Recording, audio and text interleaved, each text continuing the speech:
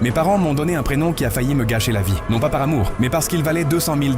Mon vrai prénom n'était pas Emma, mais Gertrude. Mes parents ont gardé ce prénom car le fonds de fiducie de ma grand-tante promettait 200 000 $ à sa petite fille, si elle conservait exactement le même prénom jusqu'à ses 18 ans. Pour eux, j'étais un investissement. Pour moi, c'est devenu un cauchemar. En CP, ma maîtresse a crié « Gertrude !» La classe a éclaté de rire. À partir de ce jour, tout le monde m'appelait grand-mère. Les enfants me demandaient où était mon bébé. Ils faisaient semblant de tricoter à chaque fois que je passais. J'ai supplié mes parents de me laisser utiliser mon deuxième prénom, Emma. Ils ont refusé. Ce n'est qu'un prénom, a dit ma mère. Attends d'avoir 18 ans, a ajouté mon père. Au lycée, c'était encore pire. De faux comptes sur les réseaux sociaux me harcelaient chaque semaine. J'ai quitté le théâtre, la seule chose que j'aimais vraiment, car je ne supportais plus d'entendre ce nom devant tout le monde. Puis, la plus grande opportunité de ma vie s'est présentée. J'ai auditionné pour une formation d'acteur à New York. La metteuse en scène a adoré ma prestation, jusqu'à ce qu'elle voie ma candidature. Elle a souri et m'a demandé « Gertrude, ce sont les papiers de votre grand-mère ?» Tout le monde a ri. J'ai été paralysé. J'ai oublié tout mon texte et je suis parti. Ce soir-là, j'ai dit à mes parents que je ne voulais plus de l'argent. Je voulais retrouver ma vie. Ma mère a répondu « Tu sais combien de personnes seraient ravies d'être moquées pour 200 000 $? C'est là que j'ai compris. Ils se souciaient plus de l'argent que de moi. Le jour de mes 18 ans, je suis allé directement au tribunal. J'ai légalement changé de nom pour Emma Grace Collins. Mes parents étaient furieux. Non pas parce que j'avais changé de nom, mais parce qu'ils avaient perdu leur héritage. Un mois plus tard, l'avocate de ma tante m'a appelé. Elle m'a remis une lettre qu'elle avait écrite. Elle a écrit « Je voulais simplement que mon héritage aille à quelqu'un qui soit fier de porter mon nom, pas à quelqu'un qui y était obligé. » Après avoir entendu mon histoire, elle m'a tendu une autre enveloppe. Ce n'était pas 200 000 $,